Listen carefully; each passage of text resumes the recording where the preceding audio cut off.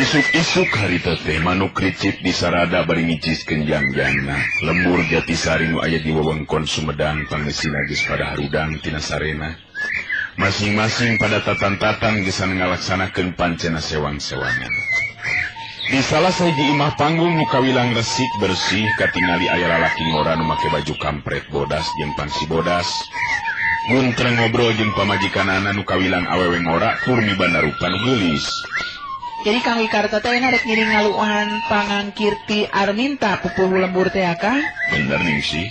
Sabab ieu mangrupa kasempatan nu hade gesan sawala atawa rempagan ku ayana gangguan keamanan anu beuki dieu teh beuki harengheng karasana. Ningsih neuteub antep ka Wikarta nu jadi salakina.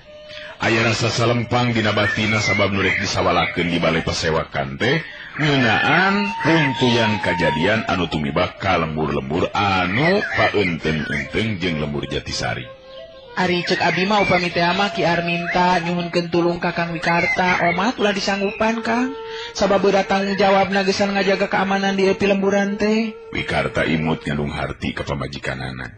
Sikapna tetep tenang nandakeun pribadi anu memang boga kapercayaan kana kaampuhan dirina sorangan. Hingsi di ieu pilemburan sasatna diri akang nu dianggap bisa jeung mampu ngajaga keamanan. Sabab pikeun ieu lembur diri akang teh salaku pupuhu hiji paguron silat anu tangtue kudu bisa nyumbangkeun tanaga jeung pikiran dina mangsana ieu lembur ka ancam bahaya. Wikarta negerakeun eusi hatena kana jadi pamajikan. Nanging sing emut Kang, upami dugikeun ka aya kajadian naon-naon sedengkeun Darman anak urang apanan masih kene tacan dewasa Kang. Ieu kedah janten bahan tinimbangan Kang. Aing nya betasa kaingetan akang teh. Ka mana budak teh beu teu katingali geuningan? Pugu biasa budak teh isuk-isuk kene geus init ngarit da nya apisan geuningan boga domba hiji oge. Nya kitu eta mending sih. Bisi akang balik rada beurang lah deupeunnya. Sabab naon rupa anu baris disawalakeun teh kawilang hal anu kacida pentingna. Muga-muga we atuh ulah lila teuing. Kadewe Darma ulah sina ka mana-mana deui. Nya cek Wikarta amitan ka Ningsih nu jadi pamajikanana. Nya mangga Kang, kade sing ati-ati Kang. Ningsih neuteub tonggong salakina. Anu lempang ninggalkeun pakarangan, nyata pakarangan imah rek muruk ka balai pasewakan, mangrupa tempat riungan di eta pilemburan.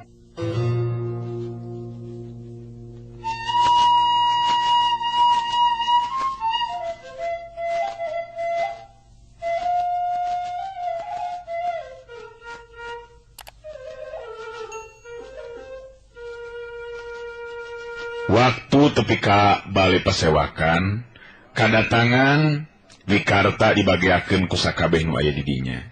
Pugugus pada ngarti yen Wikarta teh mangrupa inohong sok sanajan masih keneh ngora umurna, mangrupa guru silat utama di eta pilemburan di paguron Culabadak.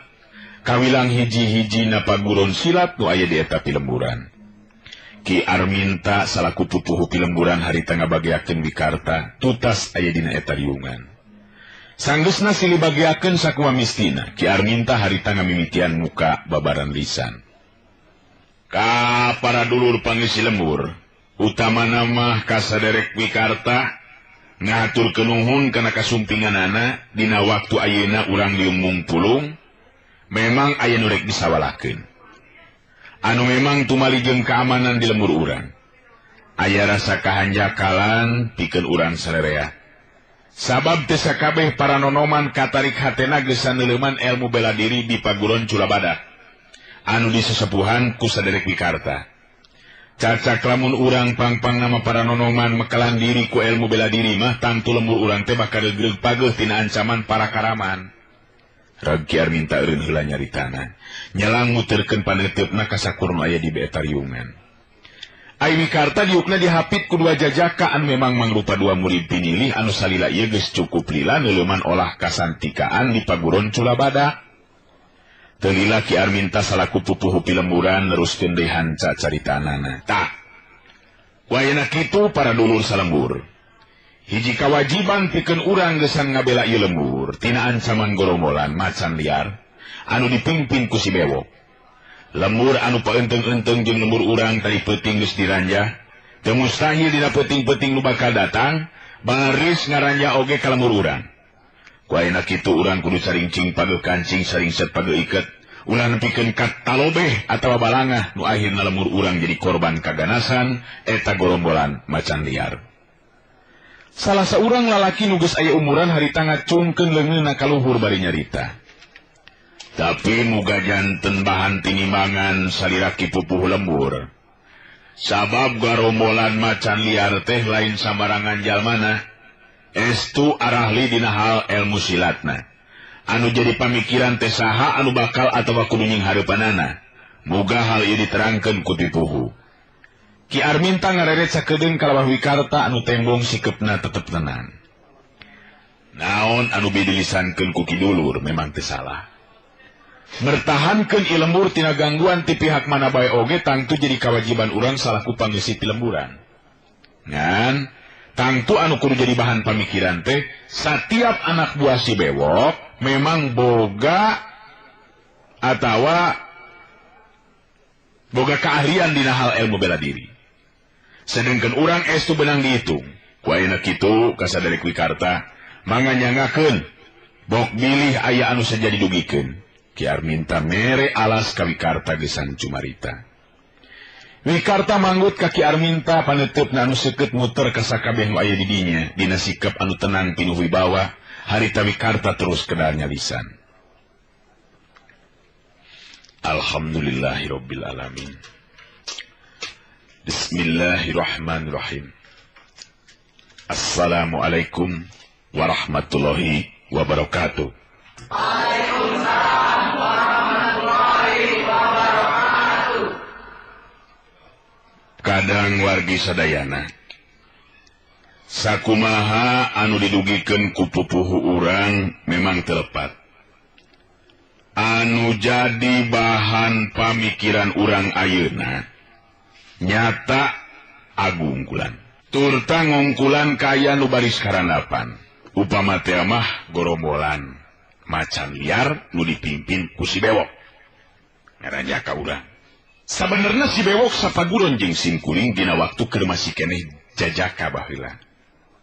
Ngan jalan kahirupan anu beda geus misahkeun hubungan tali kaduluran. Si bewok atawa gopar kawilang jalma anu kejem sarta telenges dina tindakanana. Teu matak aneh upama dina waktu anu teu mangkuk lila ngaranna jadi bahan carita balarea. Ilmu bela diri anu kacangkingna memang beuki maju.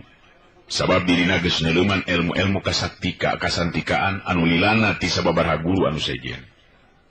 Teu matak aneh lamun jadi jadug sarta jago tur mimpin gerombolan macan liar. Reg wikarta harita ngomongna eureun heula. Bat harita teh ngolepat dina ingetanana mangsa dirina eukeur masih keneh pada maguron ilmu kasantikaan ka guruna nu katelah Mbah Wigena. Anu dileuweung Argabina atau Argaminanggur Cianjur dirina jeung Gopar atawa si bewok mangrupa dua murid pinilih anu mampu meh nyangking sakabeh pangarti guruna. Wikarta neruskeun dihanca caritaanana. Gopar alias si bewok memang boga kaistimewaan dina matakeun bedogna. Ulin bedogna memang teu bisa dianggap enteng, tur mata kabahayakeun pikeun lawan anu teu saimbang. Hal ieu dumasar kana kaayaan Gopar anu memang saguru jeung si kumkuring. Upama teh mah memang si bewok bakal datang langsung, rupina bae simkuring anu bakal nying hareupanana. Wikarta mere katenangan hate kasakur nu aya di dinya, dina harti dirina nyanggupan gesan adu hareupan jeung si bewok salaku jadugna gorombolan macan liar. Salah saurang lalaki anu saumur milik dina kaayaan mah jeung Wikarta ngacungkeun leungeun bari terus nyarita. Punten ya saderek Wikarta. Keun ku si bewok lantaran aya nu bakal nying hareupanana, ngan kumaha ngeunaan anak-anak buahna. Sabab di pihak urang anu ngarti kana ilmu bela diri teu beunang di itu atau beunang dihitung moal leuwih ti 10 urang. Kitu kita can asak pangartina. Sedangkan anak buah si bewok aya kana welasna, ieu nu masih keneh bingung keur kuring. Wikarta neuteub antep kana bieu nyarita. Teu lila terus kedah di lisan. Kasaurang atawa caritaan kidulur ka harti ku simkuring. Lemah dieu memang kalemahan urang. Saperti anu diterangkeun tadi ku pupuh urang, lain sapeda simkuring nyangking paguron silat di lembur. Ngan upama teh mah jumlah anu neuleuman ilmu kasantikaan teh jumlahna loba, tangtu urang waringdang. Tapi sanajan bari jeung kitu urang petakeun tanaga nu aya. Wikarta ngareret kana dua murid pilihan anu diuk pagi hapit ku guruna atau ku dirina. Marlan katut Subari mangrupa murid simkuring anu memang geus lumayan asak pangartina. Tanagana bisa diandalkeun. Sedangkan anu sajena oge kudu dibantu ku dikidulur. Urang kudu boga kawani. Sabab engke lembur urang teh terus-terusan jadi ladang pikeun maranehna dina mangsana ngaranjah ka ieu lemburan. Loba di katerangan-katerangan nu sajena ti Wikarta. Khususna ngeunaan sikap jeung kawani pangeusi lemburan ku ayana tinakan gorombolan macan liar anu diluluguan ku Ki Bewok geus beuki narek kabejana loba pilemburan anu geus diranjah tur teu kaitung anu geus jadi korban. Waktu riungan bubar Ki Arminta salaku pupuh pilemburan ngahajat sacarita paduduaan. Kade sing waspada jeung Wikarta. Sabab terus terang aki geus meunang beja datangna eta Karaman. Dina mangsana wanci peuting aki taya deui anu dipercaya ka jabati Jang Wikarta anu baris mampu ngungkulan ieu kayaan. Katingalina teh tadi geus pada kahudang kawani jeung sumangetna muga-muga bae dina waktuna bener-bener bisa diandalkeun. Memang sakedahna kitu Ki. Sabab lamun ngan ukur ngandalkeun ka abdi jelas Karaman nu datang teh moal saimbang. Ngan ari harapan masugan we si Bewok masih keneh ngajenan. Sabab dinten teu oge kungsi saguru jeung diri abdi. Nya kitu bae eta mah Jang. Aki pokona mah mercayakeun ka Jang Wikarta. Ngan anu ngaronda ti mimiting ke peuting mah kudu leuwih dihaneutkeun. Sabab eta Karaman teh geus dipapai satiap lembur anu diranjahna lembur urang nu tacan karanjah teh. Nu matak aki bener-bener salempang ieu. Nya urang Bandungan we Ki. Kumaha geletuk batuna kecebur caina.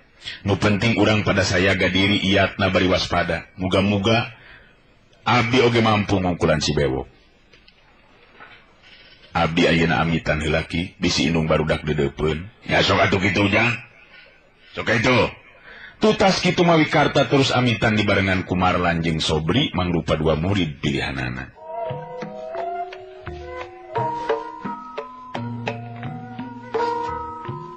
Nya sok atuh kitu, geus eta mah Jang.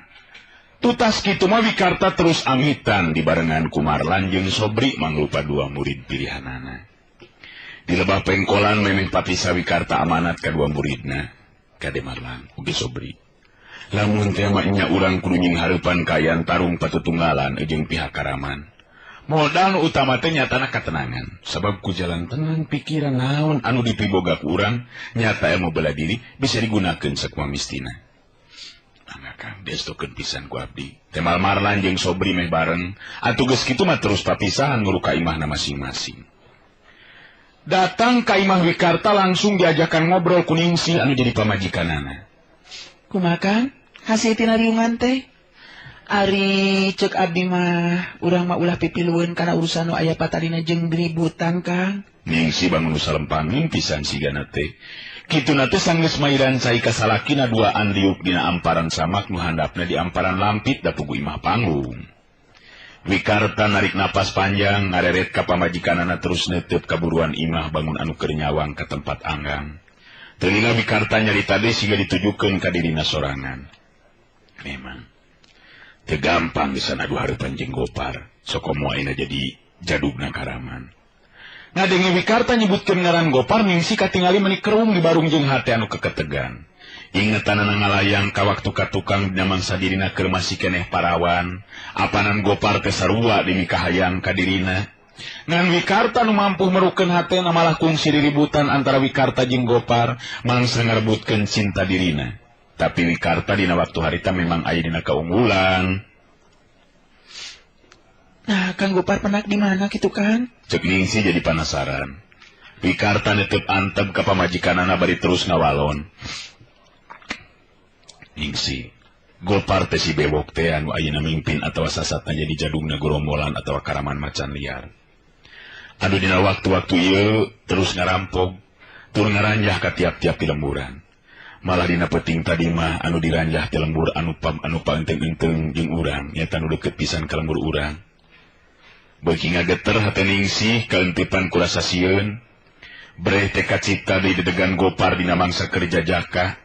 Memang mibana pangawakan anu jangkung gede simbar dada.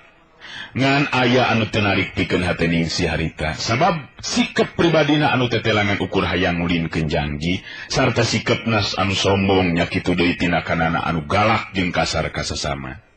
Oh, kutan teh kitu Kang Gopar teh Kang. Atuh kumaha lamun nya nepikeun Kang ngaranjah ka lembur urang Kang. Nya eta mah kapaksa akang kudu nying hareupan Ningsih. Sabab terus terang akang teu bisa cicingeun kitu bae ningali ieu lembur diranjah ku para karaman sangeunana. Tapi nanti leuwih hade lamun urang tinggalkeun we ieu lembur teh Kang, urang ngungsi neangan lembur anu jauh tina cangkremanana eta Karaman. Ningsih. Akang hiji lalaki sok komo di ieu lembur apanan sasatna mah akang teh pupuh hiji paguron. Kumaha kasebutna meureunna lamun akang jejerih ku pati, niuni hayam kabiri leutik buri ngandar jangjang, kumeok memeh dipacok. Teu bisa Ningsih. Akang kudu pelapati ka ieu lembur anu geus ngadagingan sarta nu ayeuna jadi lembur matuh Banjarkarang pamidangan. Wikarta harita negerakeun sikap jeung pamadeganana. Tapi Kang Wikarta, ingetkeun kulawarga urang Kang. Darman masih keneh leutik, abdi teu miharep pama aya kajadian anu teu dipiharep tumiba ka diri Kang Wikarta. Abdi rek nyin saha Kang? Ningsih sorangan ngageleter nanakeun hate anu bener-bener teu panuju kana sikap jeung pamadegan salakina. Ari geus, kapan urang teh geus sidi? Geus natrat, geus nyata. Yen di tempat teh jadi pupuhu, jadi kokolot, sok sanajan urang umur can tati kolot. Ningsih, akang memang sadar kana eta kaayaan. Ngan urang oge kudu mikirkeun pangisi filemburan. Cing, lolobana mah kapan jalma-jalma biasa, anu ngan ukur bisa ngulangkeun pacul jeung kored. Sedangkan dina waktuna kudu ngulangkeun bedog jeung gelut. Akang teu mikeun lamun ieu pangeusi pilemburan jadi korban anu sawenang-wenang ti pihak gerombolan macan liar. Tapi Kang Wikarta, apanan Kang Gopar? Akang ngarti Ningsih. Gopar memang ceuk akang oge lain lawan anu enteng nu atah-atah upamana nepikeun ka ijen wewesen. Ngan akang rek ngusahakeun ku cara ngajak damai lamun bisa. Ngan lamun teu bisa mah nyatang tuwe geus aya di jalan kajaba ti kudu ku cara hiji lalaki, pugu akang oge geus apal kana adat Gopar anu memang sigana bae mustahil upama diajak damai. Sabab komo ayeuna jadi jadugna Karaman kapan? Katingali Ningsih rambisak panonna aya perasaan sedih anu mangaruhan kana hatena. Bet kacipta upama salakina meunang musibah eleh mangsana ijen wewesen jeung si bewok. Abdi teu miharep akang cilaka. Jadi leuwih hade urang tinggalkeun ieu lembur Kang. Gopar kawilang kejem jeung telengas heuras adatna. Rek jeung saha abdi lamun Kang Wikarta nepikeun kakeun aku cilaka. Wikarta ngarenghap narik napas panjang. Anu memang pikeun manehna oge surut ti kasedih pamajikan teu dumasar tina rasa kasalempanganana. Malah sok sanajan Wikarta sorangan memang sabil. Nah bisa jeung henteu ngimbangan atawa ngungkulan ka bisa si bewok atawa Gopar anu beuki dieu beuki terus maju elmuna. Tapi Wikarta gambaran hiji lalaki anu dina nyarita sok sagolek pangkek sasangkred bagel. Taya basa pikeun dirina kudu luncalinci luncat mulang udar tina tali gadan.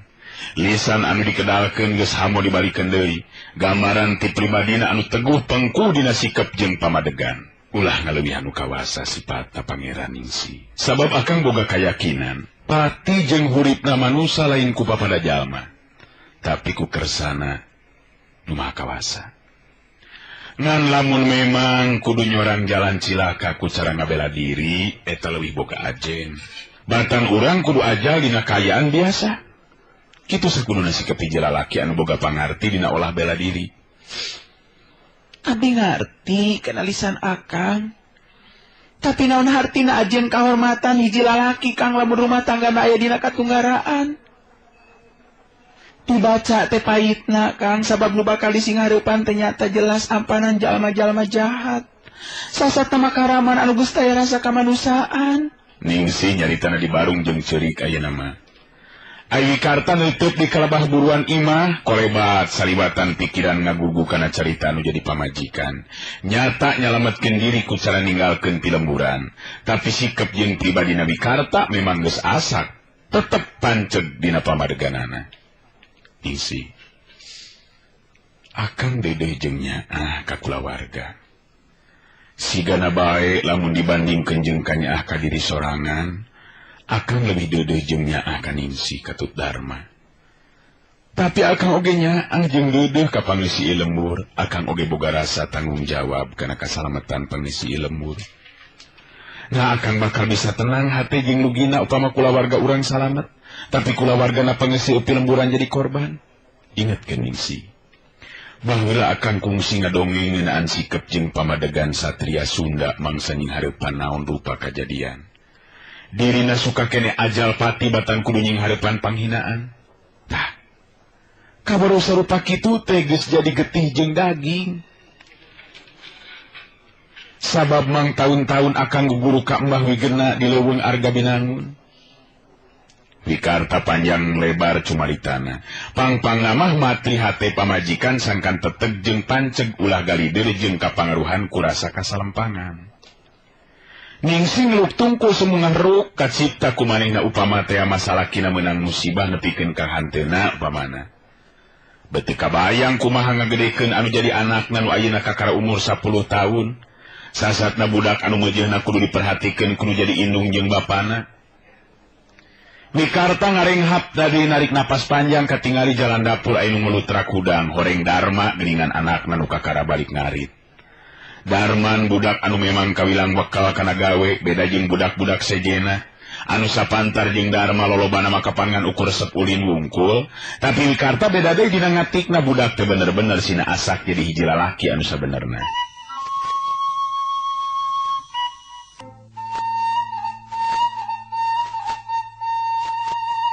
Kadia Darma, diuk tadi dinya tah, majeng bapak ina keur ngobrol anu perlu oge dikanyahokeun ku hidup. Ya sok dia gerajang, tadi dia sok diuk tah. Cek Ningsih, neta diuk ka anakna nu harita nyusutan kesang bari neuteup ka indung jeung bapana terus nyarita. Aya naon kitu mah? Eta geuningan bapak aya deui di dieu, cenah aya riungan teh di bale, Pak. Budak teh harita terus sila diuk milu ngobrol jeung indung bapana. Ai Wikarta neutup anteb ka anakna. Tumuwuh rasa reueus jeung bagja dina hatena. Sabab Darma anakna sanajan nya budak keneh tapi teu nembongkeun sikep hiji budak anu ogoan atawa aduan. Salila ieu tacan pernah Darma sok maradukeun jiwana memang geus kalatih dina kaprihatinanana. Darma, bapa geus ngariung tadi malah kumpul sakabeh lalaki pangisi lembur nya kitu dipupuh lembur Ki Arminta. Anu jadi bahan carita taya deui kajaba tingeunaan karaman macan liar anu kiwari beuki mahabu tina kanana. Tah, bapa dipercaya gesan jadi pimpinan mangsa nying hareupan eta karaman. Upama teh madina hiji waktu datang ngaranjah ka lembur urang, Darma kudu nyaho. Harita neuteub Darma teh kan jadi bapana. Tutupan anu ngandung rasa kareueus lantaran nu jadi bapa leber wawanin, Darma seri leutik ka bapana bari terus nyarita. Hebat tuh lamun kitu mah Bapak. Darma jadi kata aja yang ngabandungan lumangsungna tarung antara bapak ngalawan si Bewok, jalma nu mimpin eta karaman, Pak. Nah geuningan Darma, beut nyaho pimpinan karaman teh ngaranna si Bewok. Wikarta kaget sabab anakna geus nyahoan ka si Bewok sagala rupa. Pangisi lembur mah taya dinu jadi bahan carita kajabati si Bewok nu cenah mah kajem tur telenges dina tindakanana, Pak.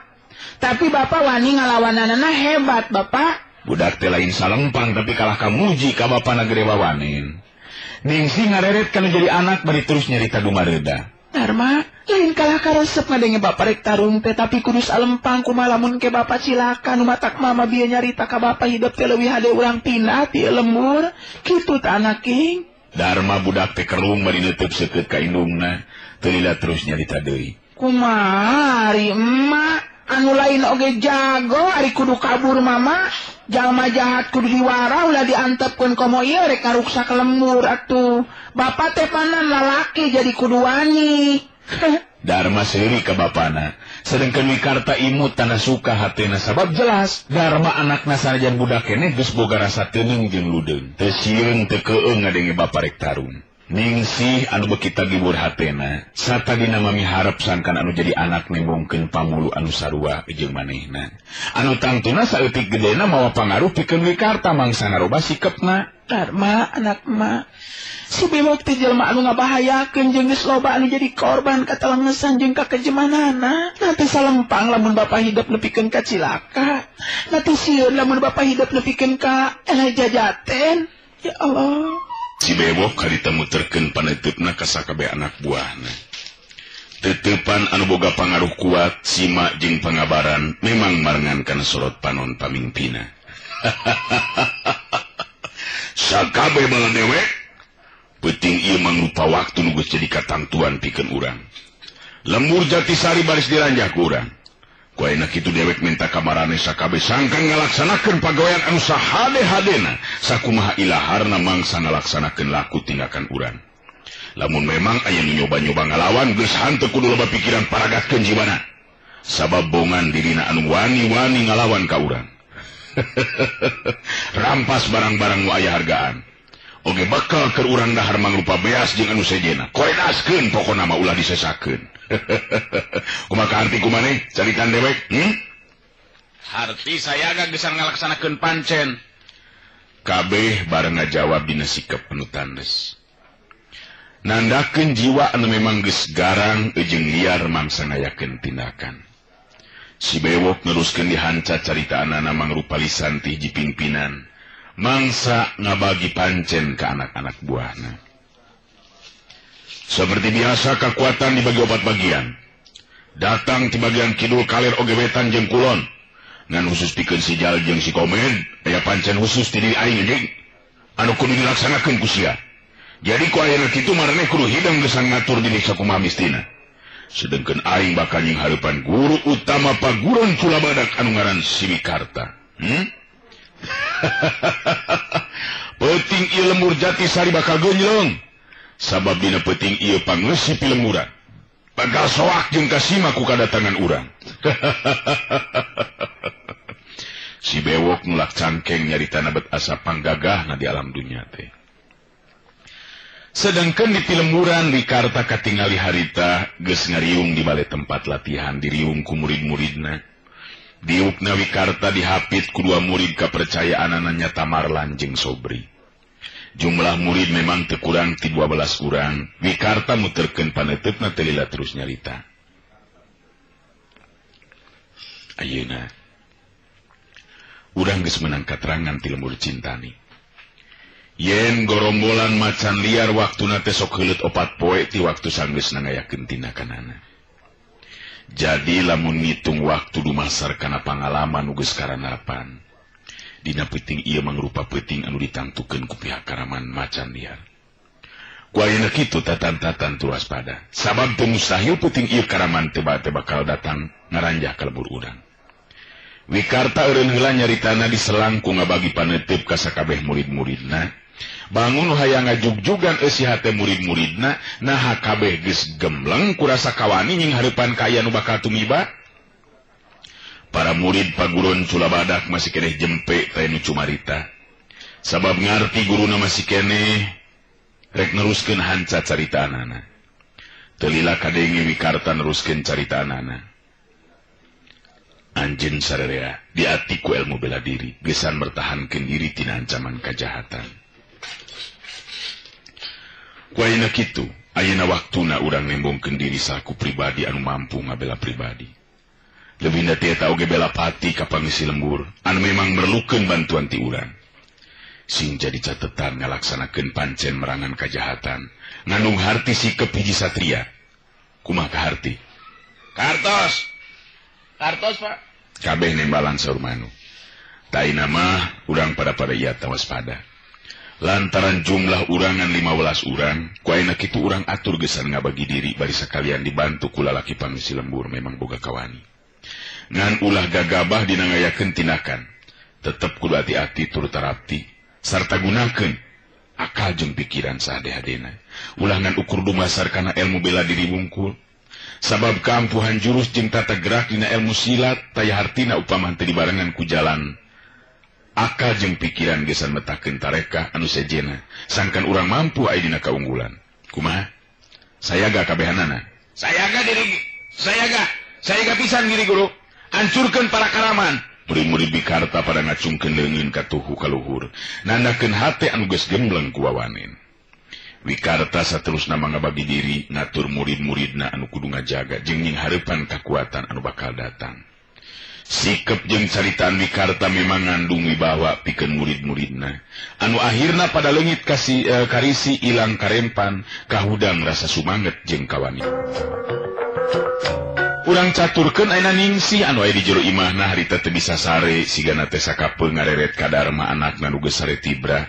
Deui teuing Darma anak emak.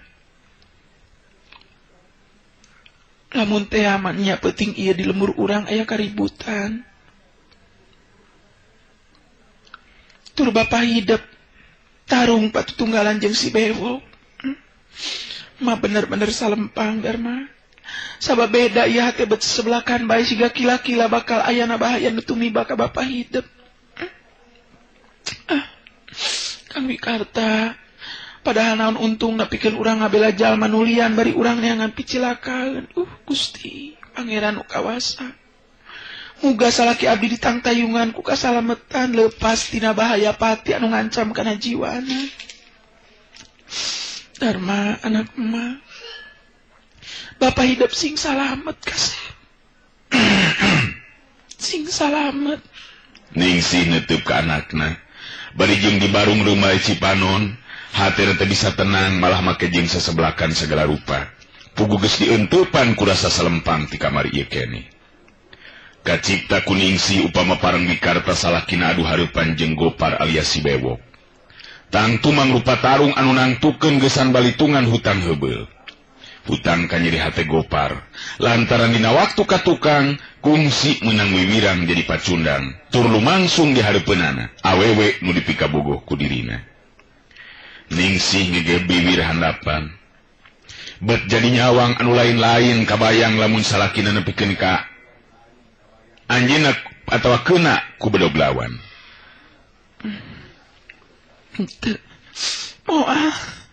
Teu bisa Kang Wikarta pasti aya dina kaunggulan. Sabab baheula oge apanan si Gopar teh rubuh eleh jajaten piraku ayeuna make jeung kudu eleh Kang Wikarta teh. Tapi lamun nya Kang Wikarta nepikeun ka kasoran kumaha wae pilakuan diri aing dina mangsa nu bakal datang. Teu Darma anak king. Hidup jadi budak yatim meureunana tapi aing yakin Kang Wikarta pasti unggul. Ningsih hatena bet jadi galecok nyarita sorangan. Di luar angin peuting mubuh nyecep matak tiris kana tulang. Hawar-hawar kadenge sora anjing nu babaung lir upama tangara loba setan nu ngulayaban. Kayan simpe sepi jempling jadi mawa geter pika keungeun pikeun pangesi pilemburan.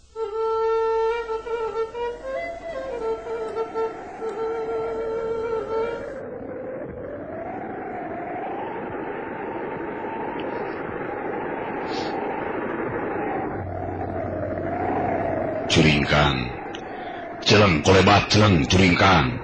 Di antara belag-belag peuting anu ngalimpudan lembur Jatisari, katingali aya bayangan-bayangan badan anu teu beda ti kalangkang setan.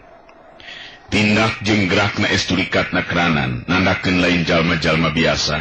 Pugu memang para karaman macan liar anu geus mimiti ngambah arasup ka pilemburan. Akhirna geus bisa dihalangan atau geus teu bisa dihalangan. Kasimpe peuting harita jadi pahibut ku ayeuna bantrokan kakuatan ting belentrang pakarang seukeut anu bantrok nambahan ka keung jeung sieun pikeun pangisi pilemburan. Sokomo tutas dituturkeun ku sora anu ngageronahan kanyeri alatan beunang ku pakarang lawan. Bekitu puguh hate pangisi lembur anu ngahep-hep di jero imahna masing-masing nambahan tagiwurna hate maranehanana dina wangsa harita. Di antara nu keur tarung adu kabisa dina hal ilmu bela diri jeung olah tanaga. Katingali di tempat anu rada anggang dina lahan anu cukup lega dua jirim adu hareupan. Dua anana pada pancuh kuku dina tangtunganana si Bewok neuteub anteb ka Wikarta. Nulak cangkeng bari ngusapan janggotna. Sikepna jelas bangun nguntu pisan ka Wikarta. Paneuteub Wikarta sikeut ka hareup. Dirina geus sayaga sapinuhna geusan adu hareupan jeung si Bewok nu kungsi saguru jeung manehna.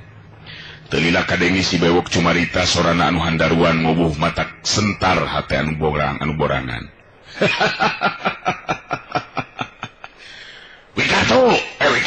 Wikata. Teu sangka sia peuting akhirna urang bisa tepung ngabung, ngan jelas dewek geus lain si Gopar deui anu baheula kungsi babarengan jeung sia. Tapi ayeuna maneh keur adu hareupan jeung si bewok, jadungna gerombolan macan liar. Kumaha geus aya gagasan aja di langit dewek Wikarta. Bewok. Kuring memang geus maca ti anggalna yen anu datang ternyata andika pisan. Ngan ku teu sangkana teh tindak laku anjeun jadi lulugu para karaman. Sikap Wikarta mah tetep tenang tapi pinuh kawaspadaan. Wikarta, teu kudu ngarasa kaget sia. Sabab pikeun diri aing teu hayang jadi jelema bener ngarti? Aji teu sia. Nu penting dina wanci penting ieu diri aing baris mayar hutang ka nyeri lantaran kungsi miwirang jadi pacundang. Ngan penting ieu mangrupa penting panungtungan pikeun maneh Wikarta. Sikap si bewok memang sombong pisan. Bangun anu geus yakin dirina baris mampu ngalajiwa Wikarta nu jadi lawana. Ari Wikarta maju salengkah ka hareup sukuna geus tatan-tatan gesan ngawangun kuda-kuda jang pasangan. Wikarta, aing geus moal eleh ku sia dina mangsa ayeuna. Kardi! Ngomong goblok! Teu kudu bacarita ieu mah. Kira pesat eta bedog tina warangkana. Kira pesat! Ngan kade awaskeun masing iatna. Lamun bedog si bewok geus kaluar tina tempat mah. Cadu make kudul asup deui lamun tacan muyup getih lawana. Nu mata penting ieu pamungkas keur hirup maneh Wikarta. Wikarta nenangkeun getaran amarah jero dadana. Sabab dirina oge sadar sikap jeung caritaan si bewok ngahajasengkan budal amarahna. Bewok pikeun si Wikarta moal kudu serab atawa seber jeung jejerih ku pati mangsa adu hareupan jeung anjeun jadug rampok anu ngan ukur nebarkeun mamalaka sasama. Urang tantukeun penting ieu. Kuring atawa anjeun anu bakal ngalaman hirupan untungan. Tantu maneh goblok nu bakal kasan jiwa Wikarta. Ulah disarwakeun kayan si bewok jeung keur baheula. Eueuh hartina aing ngalalana namahan ilmu ti opat guru. Lamun ayeuna kudu eleh jajaten ku harkat seperti sia Wikarta. Maju sesetan. Maju. Ngaheab panas hate Wikarta serepet kulap bedogna dipesat tina warangkana. Serog maju terus ngawangun kuda-kuda nu kukuh pancu bedog dina leungeun katuhun ngilang hareupeun dada. Leungeun kenca setengah nyiku. Wikarta sadar kana kaayaan lawan langsung ngagunakeun jurus badak panulak. Si bewok harita meletetkeun panon semunu ngahampas. Leungeun katuh mesat bedog rubakna bari ngawangun kuda-kuda anu seseg jeung wawag luyu jeung kaayaan tangtungan badana.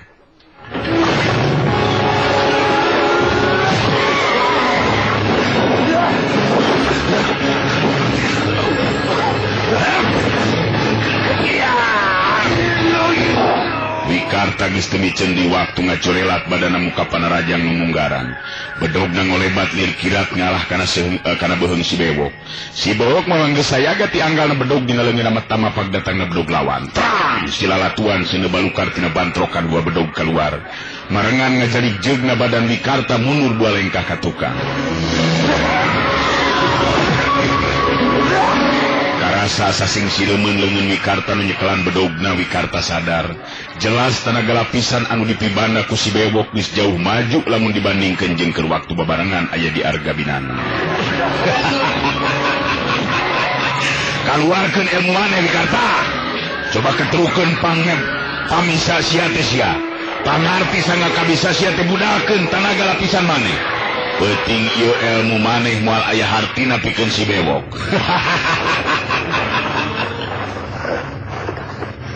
Montong loba carita. Lihat! Wikarta geus ngolebat di maju narajang bedog dina leungeun leuwih cepet batan tadi ngarah kana beuheung dada jeung beuteung lawan. Ari si bewok ngimbangan panarajang lawan, tang. Kadenge sababaraha kali pakaran bantrok. Wikarta narik bedogna sabab rumasa katitik kakuatan tenaga lapisanana. Hari-harita bareng ejeng bedog anu ditarik ku Wikarta. Si Bewok ningali aya lolongkrang kosong gesan letakeun tajongan kana ieu burung lawan. Cebrod keuna pisan, bangkieun. Wikarta harita ngabangkieun mundur ka tukang. Serog ngatur di tangtungan badana. Karasa tulang igana linu urut benang panajong ngelawan. Ai Wikarta harita jadi leuwih iatna waspada. Sabab tetela anu jadi lawan bener-bener geus beda jauh mun dibandingkeun jeung baheula. Jurus anu digunakan ku Wikarta memang geus kabaca ti anggalna da punggung sisa guru saelmu. Tapi sabalikna Wikarta jadi kapalingan ku tata gerak lawan anu tetela geus mibanda jurus anu kacida hebatna. Jurus anu teu kanyahoan ti mana meunangna. Tapi sabalikna Wikarta jadi kapalingan tata gerak lawan anu tetela geus mibanda jurus jeung tata gerak nu sejen anu memang lain susumbar wungkul atawa lain ngomong wungkul si Bewok tetapi bener jeung kanyataan tina enggoning manehna ngalap ilmu basa jeung di arga binangun mah jauh pisan.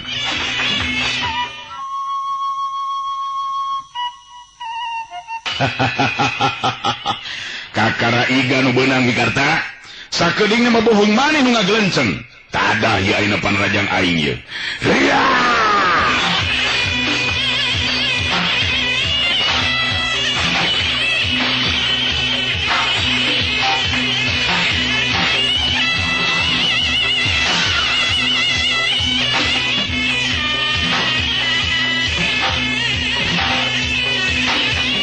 Si Bewok ayeuna manu narajang sebuk teh harita angin sabetan bedog mungguh bangbaraan kurilap kolebat sinar bedog lir upama kilat ngarah kana bagian-bagian anggota badan Wikarta.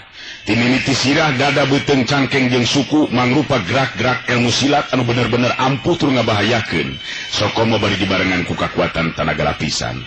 Tapi Wikarta oge teu bodoh dirina surti lamun balanga saeutik tangtu bakal cilaka.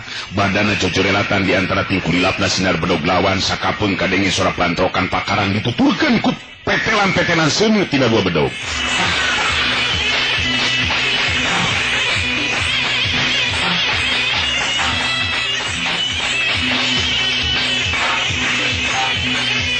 Pikeun kasakitu kalina Wikarta kapaksana jaul mundur. Sabab sabetan bedog lawan aya nu datang di luar dugaan nyabet kelebah danan serepet prut kampret bodas Wikarta soek kasabet ku bedog rubakna si Bewok.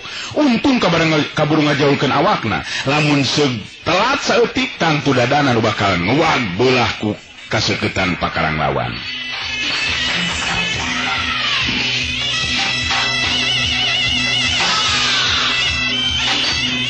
Nageter hata Wikarta waktu harita bari ngareret baju kampret nanu soek parat tina dada nepi ka handap. Nya antetela si Bewok lain lawaneuna taata ieu. Meh we bidi di aing jadi korban sabetan pakarang lawan. Bener-bener geus jauh maju elmuna si Bewok. Na mampu kira-kira diri aing ning harepan kakuatanana. Malah kakuatan tanaga lapisan anu dipibandana jelas lebih kuat batan tanaga lapisan aing. Nya antesan ka si Bewok. Wikarta ngupat jero hatena sabab jelas karasa ina mah kahebatan si Bewok mangsa ngadu kakuatan. Kumaha Wikarta? Ai Wikarta. Bisa sia teh? Bisa. Bisanya. Kumaha kahebatan ulin bedog aing, eta kakara bagian kahiji dina ilmu dasar pangrejahna ta. 10 jurus ampuh pikeun ngarecah badan jalma. Ayeuna awas jurus kadua ieu.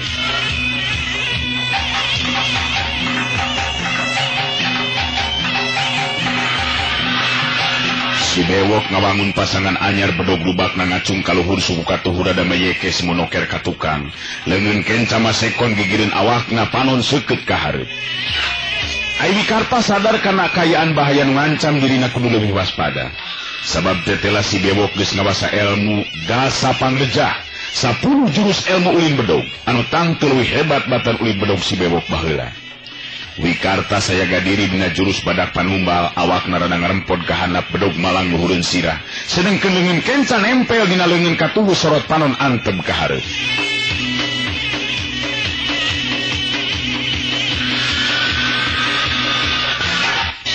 Iya modar si Wikarta. Kuat kucurang up Sreng, kolebat. Gerakan si bewok lebih cepat batan tadi. Wikarta metokkan bedogna nutupan badan tina sabetan bedog lawan. Tapi memeh nepi panarajang kana sasaran ngadadak si bewok ngarobah tata gerakna awak jadi gogorentelan teu beda tiba. Bari bedogna muih lir kitiran ngarah sapasang suku Wikarta beunang. Wikarta kaget anu lain dikieuna sabab teu nyangka lamun panarajang lawan ngadadak robah sarupa kitu.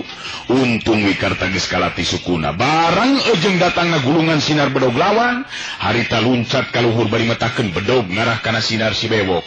Tapi si bewok geus bisa maca ka arahna bedog lawan. Suta! Hup! Ya!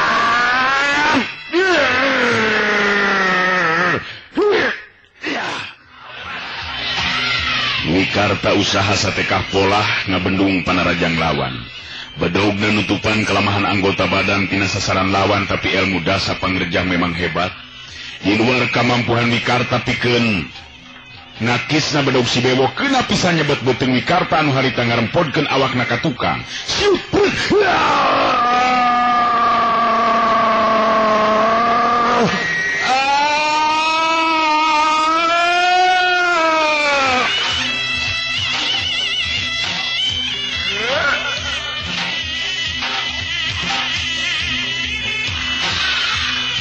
Wikarta ngageronahan ka nyeri leungeun kencana nyekelan beuteung anu kasabet ku bedog lawan. Si bewok nyerenge seuri-seuri iblis anu ngarasa puas lantaran panarajangna keuna kana sasaran. Kakana beuteung Wikarta. Sakedeung di mah awak maneh beulah dua. Coba budalkeun pangabisa maneh nu jadi andelan teh. Maju sesetan atawa aing deui nu maju, Sanajan beuteung geus status sarta ngalubarkeun getih, tapi Wikarta teh jejeri sigana teh. Sikepna tetep teuneng ludung nying hareupan naon rupa anu bakal karanapan. Bewok, pikeun diri kuring geus nekat.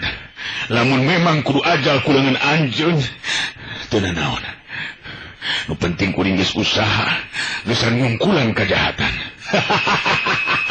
Geda samat indung bapa maneh Wikarta. Sabab sakedeung di bedog bakal ngareca awak maneh. Tanah yeuh. Lihat, sabulung sinar bodas nu mangrupa sinar bedog anu metak ka cida cepetna ngurung deui tangtungan badan Wikarta. Sanajan Wikarta usaha sateka polah mertahankeun diri sarta ngabendung panarajang lawan, tapi teu mampu. Ngadadak bedogna ngacleng tina cekelan dituturkeun sabetan-sabetan bedog lawan anu ngahujanan kana sakujur badana. Dalig deug. Keburu we badan Wikarta teh namru rubuh mandi getih. Caturkeun harita ningsih nu aya di jero imah kaget sabab panto imah aya nu ngagodobrak ti luar. Anu memang si Jalil jeung si Komed anu harita datang pikeun nyulik ningsih, luyu jeung parentah si bewok teh. Sahan, rek naon datang asup ka imah teh sapan? Saha? Jalil jeung si Komed ngan ukur silih reret duanana saleuri bari terus si Komed nyarita. Teu kudu loba tatanya ieu namanya Nyai. Wayah namilu jeung akang sabab Nyai geus kuduna ninggalkeun di tempat. Si Komed jeung si Jalil langsung ngarejengan ningsih anu masih kene kaget ku eta kayaan. Darma nu keur sare harita jadi hudang ningali indungna keur direjangan ku dua lalaki.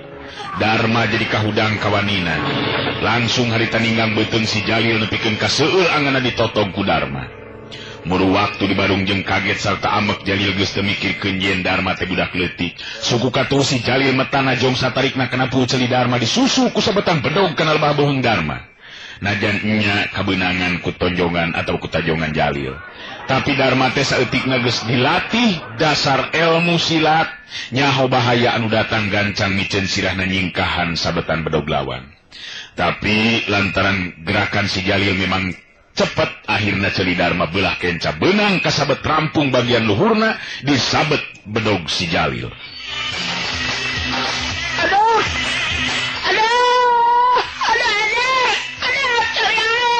Bangkil Darma ngabangkil mundur ka tukang awakna. Leungeunna nungkup ceuli kenca nu karasa peurih jeung nyeri sarta getihna. Blak nangkarak panon jadi ranyai kararoneng, pugu ditajong satarik nelebah puceuli untung teu marios oge sirahna. Gep. Harita ningsih harita direjengan deui kuduaan.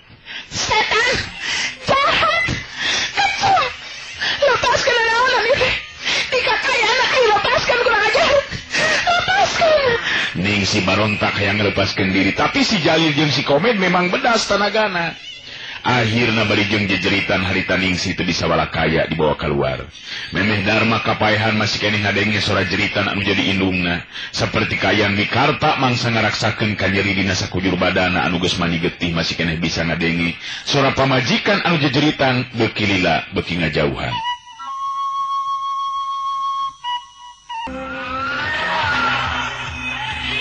Sanggeus beres ngalaksanakeun maksudna mangsa ngerampasan harta banda pangisi pilemburan tur anu ngawalan atawa nu dibinasa, harita si Bewok mere parentah sangka ninggalkeun eta patempatan. Si Bewok ngareret ka lebah Wikarta anu ngabebengkang mani getih. Dina luhur lemah si Bewok nyiduhan beungeut Wikarta bari nyarita. Hah, rasakeun kumane, kumaha ngeunahna kojor. Pamajikan maneh siningsi bagian aing Wikarta.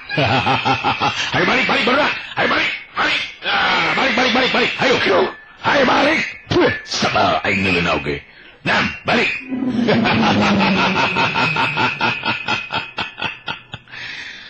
Geus kitu mah si Bewok jeung anak buahna ninggalkeun eta pilemburan. Kaayaan anu pahibut kunu tarung patutunggalan teh ayeuna mah jadi ganti ku sora nu ceurik. Awewe jeung lalaki kolot atawa budak anu ditinggalkeun ku korban peuting harita membarci mata. Lir upama anu kiamat lembur Jatisari dina peuting harita. Marlan anu harita geureuneuk beungeut jeung awakna katingali harita keur ngagugulung guruna Wikarta nu kaayaanna membuh matakna langsa. Darma budak anu teu boga dosa jadi ria rawing ceulina. Harita ceurik digigiri nu jadi bapana dina sesa kakuatanana. Wikarta masih keneh bisa ngusapan sirah anakna. Terus ngaderet ka Marlan bari nyarita pegat-pegat.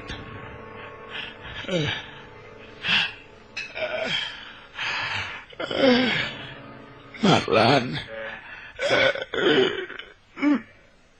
miape.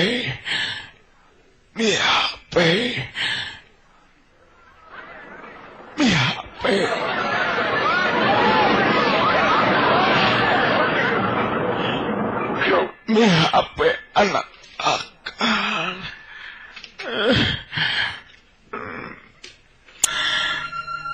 Miape Darma.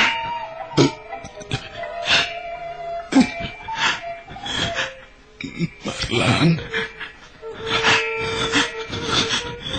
Miape. Sedengkeun Darma harita ceurik ngarangkulan awak bapana.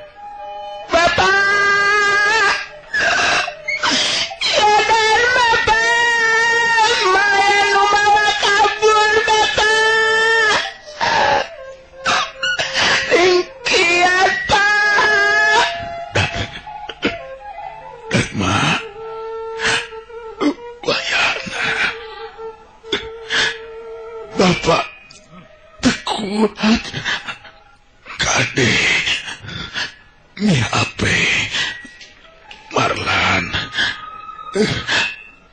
Allah Akbar, la ilaha illallah.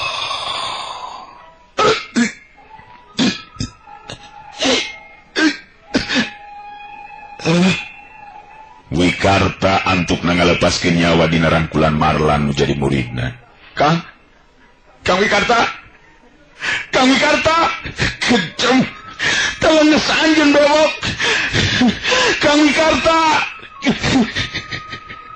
Marlan pika ceurik sumegruk ka nyerian. Geus poho di kalalakianan geus pugu Darma mah harita ngarangkulan awak bapana nu mandi getih pikawatireun.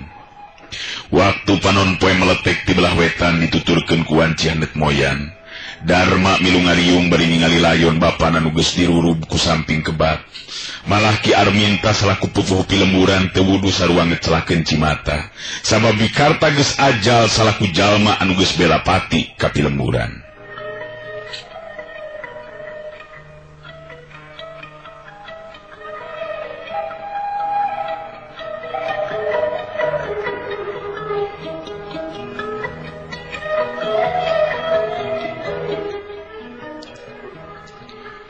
Waktu panon poe meletek di belah wetan dituturkeun ku wanci handet moyan. Darma milu ngariung bari ningali layon bapana nu geus dirurub ku samping kebat. Malah Ki Arminta salaku pupuh pilemburan teu budu sarua ngecelakeun Cimata. Sabab mikarta geus ajal salaku jalma anu geus bela pati ka pilemburan. Dina mangsana layon dikuburkeun Ki Arminta negerakeun eusi hatena ka sakur anu nganteurkeun. Sabab geus leungiteun hiji lalaki anu leber ku kawani tur narohkeun jiwana demi ngabela lemburna. Kibur sakabeh. Urang bener-bener ngarasa kalengitan ku Sederik Wikarta. Anu tetela geus pugur lantaran ngabela lembur. Sanajan nya lembur urang jadi korban karaman. Tapi urang kudu ngarasa reueus jeung bagja. Sabab Sederik Wikarta hiji lalaki anu tuhu kana janji. Geusan bela pati ka urang sarerea. Malah ayeuna ningsih jelas diculik ku eta gorombolan. Anu watir jeung mata karunya manasibna Darma, budak nu bener-bener ayeuna jadi pahatulalis. Wajar lamun dipikarunya ku urang. Cek Ki Arminta bari ngareret ka Darma, anu keur tungkul ngelup budak teh bari beku di sisi kuburan bapana. Sakabeh pangeisi pilemburan teh anu teu ngarasa sedih jeung nalangsa ku nasib nu karandapan ku Wikarta jeung pamajikanana. Darma budak teh pada ngupah ngape komo ari Marlan masasatna anu kapercaya atawa keamanatan ku Wikarta anu jadi guruna. Sakitu ge untung Marlan mangan ukur tatu saeutik, sedengkeun Sobri mah terus ngaringkuk lantaran suku katuhu jeung leungeun kencan meh potong di sabet pakarang lawan. Gundukan taneuh beureum geus pada ninggalkeun, bari leumbay Cipanon Darma sababaraha kali ngaliekan ka tukang. Sedih anu lain dikieuna, sedengkeun jero dadana ngagedur hurung seuneu amarah nu ngandung geter ka ceuceub jeung ka geuleuh kanu ngaran si Bewok. Marlan anu memang keamanatan ku guruna nyata Wikarta, harita terus marengan Darma dina ngambah kahirupan ti poe ka poe. Marlan nu beunang disebutkeun murid pinilih Wikarta, harita milu ngatik Darma ku ilmu silat anu kacangking ku dirina. Tetela budak teh calakan, gampang narima jeung ngarti kana non rupa nu diajarkeun ku Marlan. Teu matak aneh lamun Darma sanajan nya budak keneh tapi pikeun nu sapantar jeung manehna mah ti eta lembur estu teh nu bisa mapakan kana ilmu bela dirina. Saperti kajadian dina poe harita waktu Darma balik ngarit, nyata ngarit jukut di tengah jalan bet dipegat ku barudak nu sapantar jeung manehna nu jumlahna aya 3. Geus di mana maneh euy? Geus ngarit? Ha lucunya euy. Aya jelema rawing celina euy, edan euy. Ha, hebat euy. Celina rawing seta mah dicirian euy. Cek salah saurang budak anu tiluan teh jelas ngahina ka Darma menyebutkeun si rawing. Bener euy. Padahal jeung rawing kitu mah celina mending kene rampung we sakalian we celiannya euy. Alus. Cek nu saurang ge sarua dimilu ngahina ka Darma. Ai Darma harita nyimpen tolombong nu dieusi jukut panonna neuteup seukeut ka 3 budak nu sapantar jeung manehna. Angeunna karasa seueul, kaprihatinan dina hirupna ngajadikeun Darma jadi gampang ambek. Hei, Rawing! Kenaon euy kana kanyunyun? Tolombong butut, ulin jeung aing ngatanya. Darma memang keheul ka bina-bina, terus harita ngecagkeun tolombong anu keur disuhuna. Si Rawing euy. Lamun urang mambung nya ku celi Rawing euy najis aing mah. Tu kudu ngahina sia. Naon pernah si lain tiluan make ngahina ka uing, neangan gara-gara itu naon? Cek Darma harita teu leudeng sigana teh teu sieun di huruf ku tiluan, lamun nepikeun ka riributan harita. Ningali sikep Darma pinuh kawani eta budak tiluan teh jadi beuki ambek.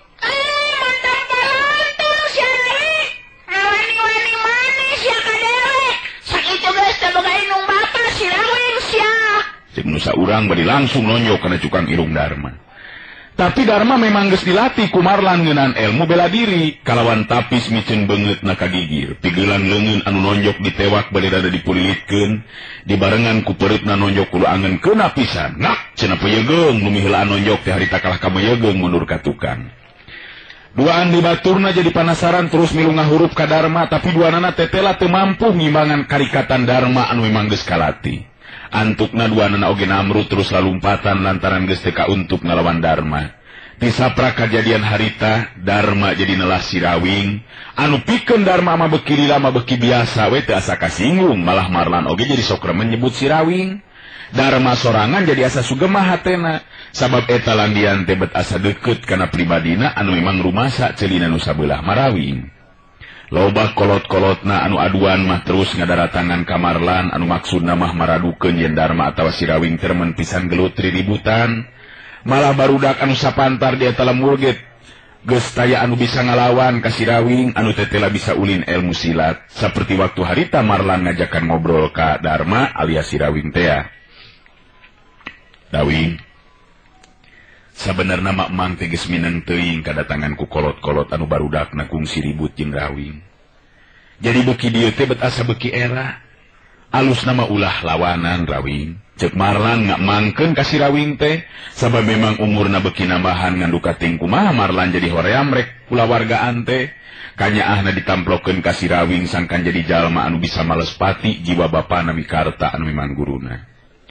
Si Rawing netep ka Marlan anu salila ieu geus dianggap kaganti kolotna oge nu sakaligus oge guruna. Rawing kudu cicing wae lamun dihina ku budak nu sejen.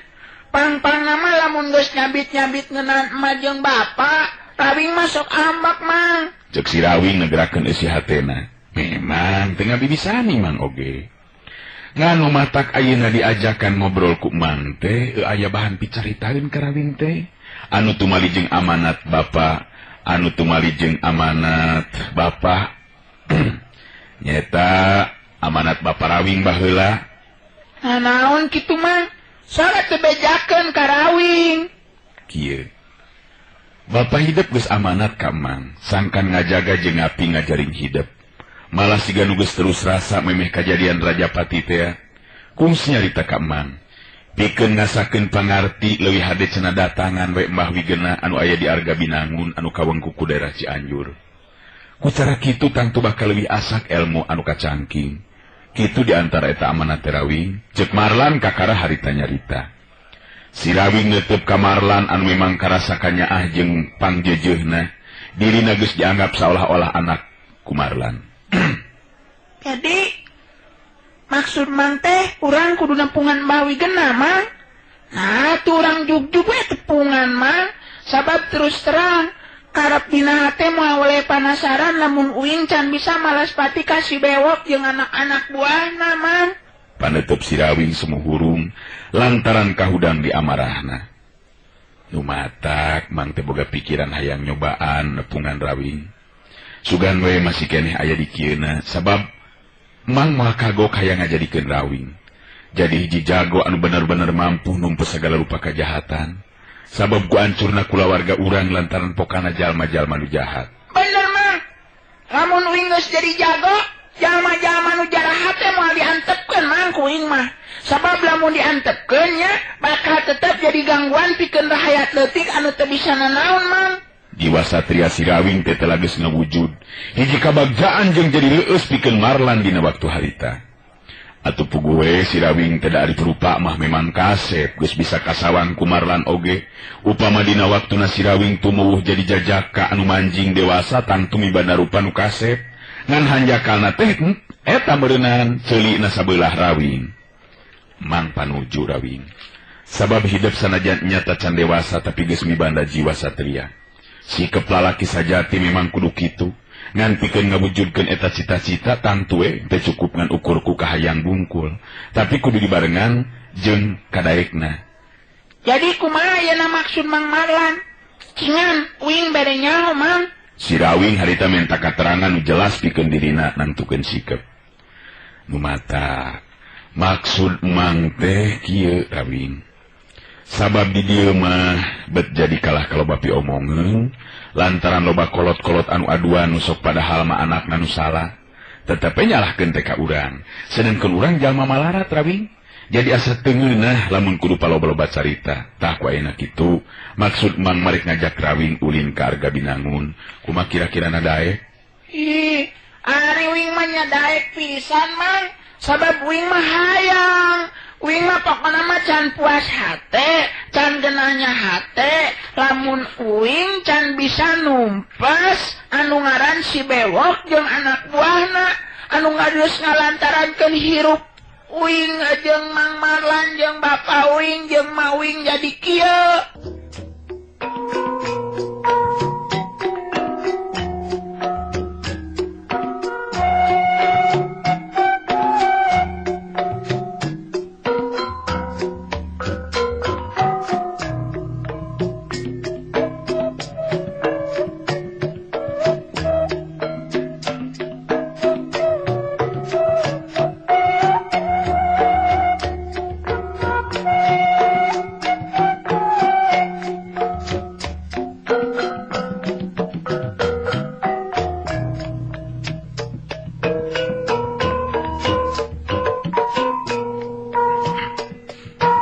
Sanggup kira-kira nalempang narawin? Sabab pikeun nuju ka Arga Binangun teh memang jauh jeung tempatna kawirang deukeut ka Pileuweungan. Si Rawing katingali paromanana Hegar Marahmai malah terus seuri ka Marlan bari terus nyarita deui. Sanggup Mang lah. Pancek Mang oge lamun aya kahayang kudu aya kadaek. Di mana aya kadaek, tangtu kudu sadia tanaga jeung pikiran. Ulangan ukur ngararancang kahayang wungkul. Si Rawing bet kawas kolot nyarita teh. Satia pepeling anu sok diamanatkeun ku Marlan teh telah kacatet jeung jadi patolan pik atau patokan pikeun si Rawing dina hidupna. Teu matak aneh lamun Marlan boga sawangan yen isuk pageto si Rawing bakal tumubuh jadi jago anu dibarengan ku kaluhuran budina. Asal ulah salah anu ngaping jeung ngatikna. Ya syukur we atuh lamun kitu mah.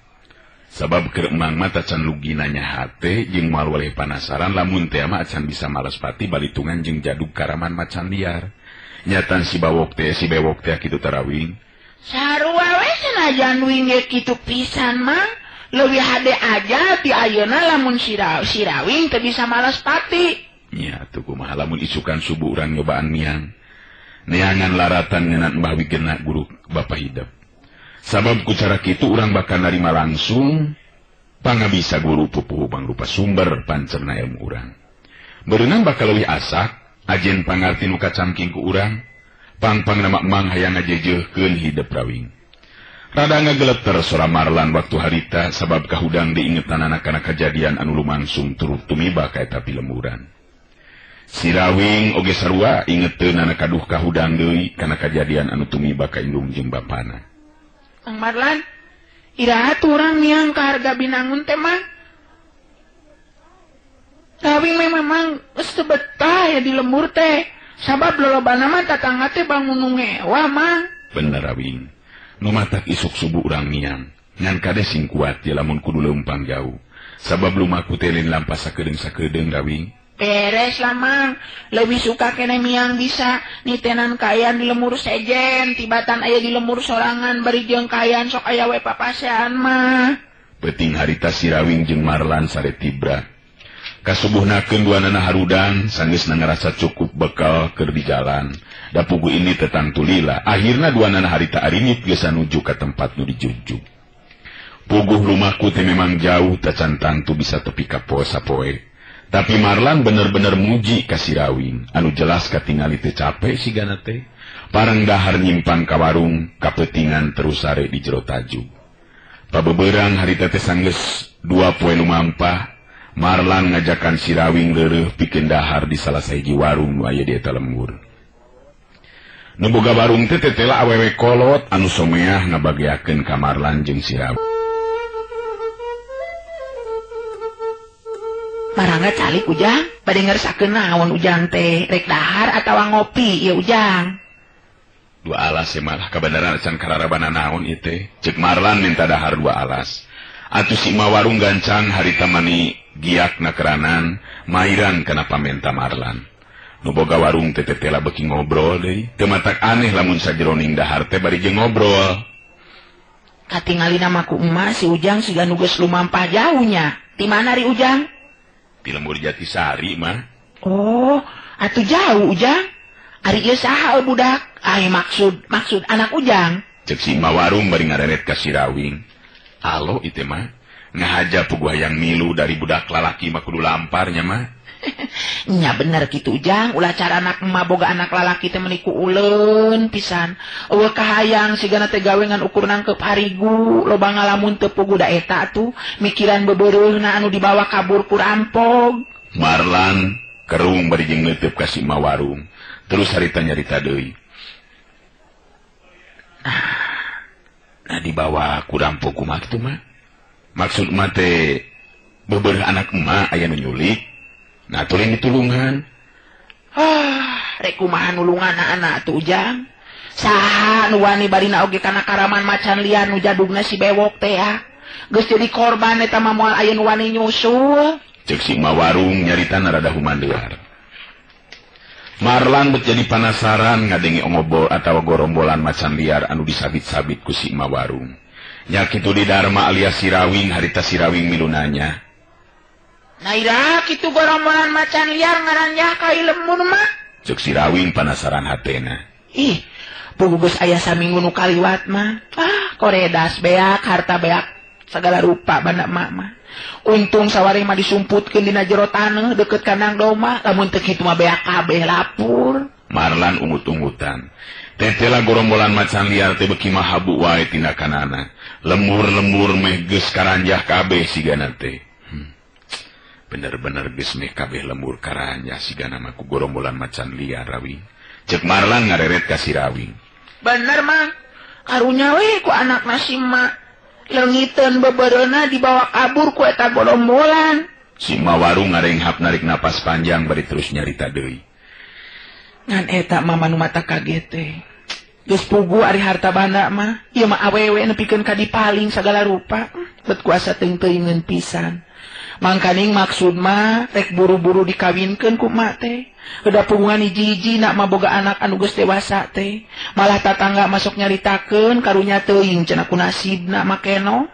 Boga anak teh jadi ngahintul unggal poe ngan ulang jentul kalaleban ku kabogohna.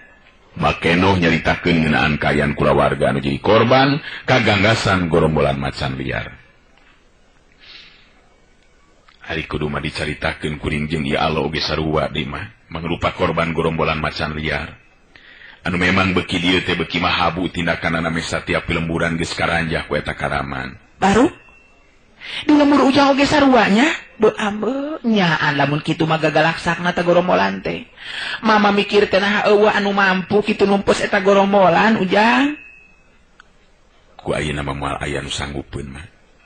Sabab jelas kekuatan gorombolan macan liar lain lawan-lawanan jalma biasa. Pugu memang arahli dina kaributan. Mata kitu Ujang mama mah sok jadi prihatin kitu kan jadi anak ayeuna teh kitu be siga nu ngajubleg. Ulang jentul sok sieun terus ngagrebeg we gelo mama. Si keneh mending leungiteun bebeureuh mama. Ta ieu alo kuring mah leungiteun indungna diculik sarta bapana nepikeun ka hanteuna jadi korban kaganggasan si bewok. Marlan nyaritakeun ngeunaan nasib nu karandapan ku indung bapana si Rawing. Bener mak, nasib anu karandapan kuing leuwih nyeri jeung peuri karasana mah. Si Rawing milu mairan ngomong. Makenoh neuteup antep ka si Rawing asa rada kaubaran hatena. Sabab tetela geuningan aya nu leuwih goreng nasibna anu mangrupa korban gorombolan macan liar. Tapi eta si Ujangnya oge budak keneh kitu tabahnya nying hareupan cocoba sarupa kitu.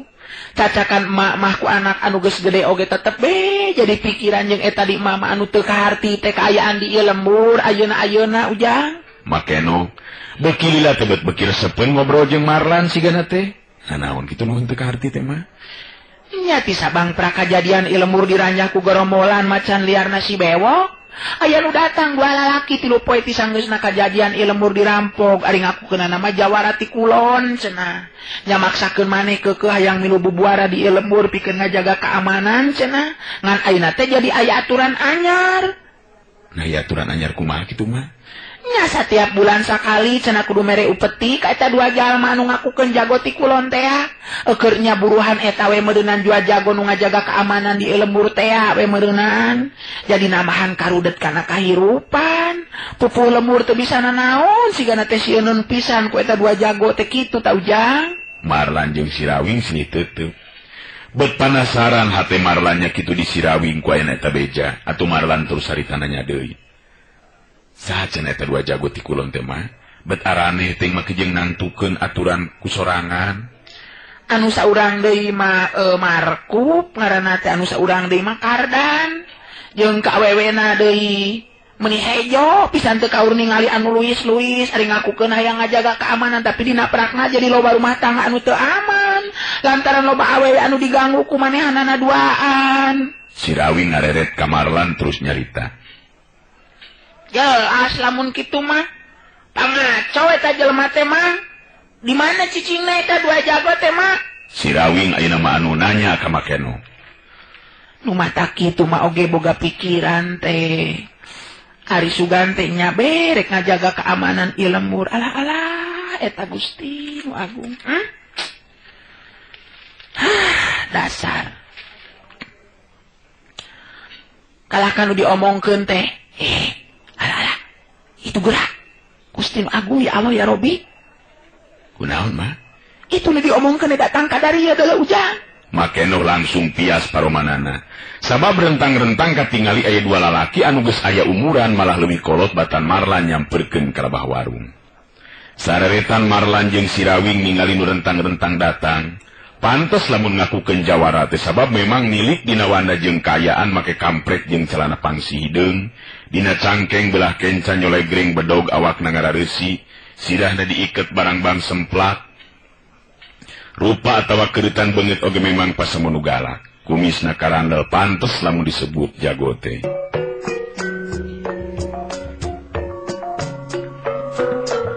Anu datang teh memang tayalian ti Makrup atau Markup jeung Kardan anu keur diarobrolkeun. Sanggeus tepi ka warung Markup katingali suku katuhuna nincak kana bangku panjang hareupeun warung nu didiukeun ku Marlan jeung Sirawing. Teteupna anteb ka Makeno bari teu lila terus nyarita. Cik beta dahar geunah mah, balas we lah, bari sadiakeun keur dahar saminggueun tatatan eta. Kumaha? Eta sadiakeun nyato anu saminggueun atahna we. Nah, eueuh beasna duitna. Bari sakalian we bungkus keur dahar keur 5 hitung-hitung upeti be dipentayeun ayeuna. Sok lain kalah ka melong, bis dikade ku aing geuras goblok. Cek Markup harita, ngajago pisan sigana teh abong ka awewe anu geus kolot. Ai Kardan harita ngadeuketan ka lebah Marlan, leungeun katuhu nepak kana tak-tak Marlan bari nyarita. Keur naon ye kisana? Dahar meni disebut kitu. Lain urang ieu nya. Marlan ngareret ka Kardan. Dua teutepan harita bantrok sedengkeun Sirawing ngawaskeun bari hate geus teu kuat ku piambekeun. Kalawan sikap anu tenang Marlan terus nembalan, "Kemang. Kuring mah lain urang dieu. Datang ka dieu ngahajang ngadon leureuh hayang dahar. Tapi mayar daharna oge. Sabab era ari kudu teu mayar mah." Cek Marlan sikapna jelas teh sopan. Da puguh cek pamikirna eueuh hartina sopan ka jalma saperti kitu mah. Ai Markup jeung Kardan silih teuteup kawilang wanian caritaan Marlan teh. Sabab sacara teu langsung geus nyindiran ka maranehanana duaan. Markup jolnya we ambek nurunkeun suku katuhuna anu nincak bangku nyamperkeun ka gigireun Marlan bari nyarita. Si laing wanian make jeung nya capek kitu sagala rupa goblok. Nyindiran ka dewek si laing cacing. Aca nyaho dewek jago di ieu tempat, di lembur. Ngajaga keamanan goblok. Lamun nya oge anu ngajaga keamanan, ulah ngaruksa keamanan kahirupan batur atuh. Ari barang penta ngarugikeun mah jelas ngaganggu kana keamanan. Cek Marlan teh sieun ku polototna panon Markup. Atuh puguh Markup jeung Kardan jadi penasaran sabab aya jalma anyar pinangi anu wani ngalawan caritanana. Maneh sigana mah geus bosen hirup meureunanya, wani nyarita kitu ka dewe, sasilengaran. Kuring Marlan, dek naon kitu? Parlan mah ngampar di jalan goblok.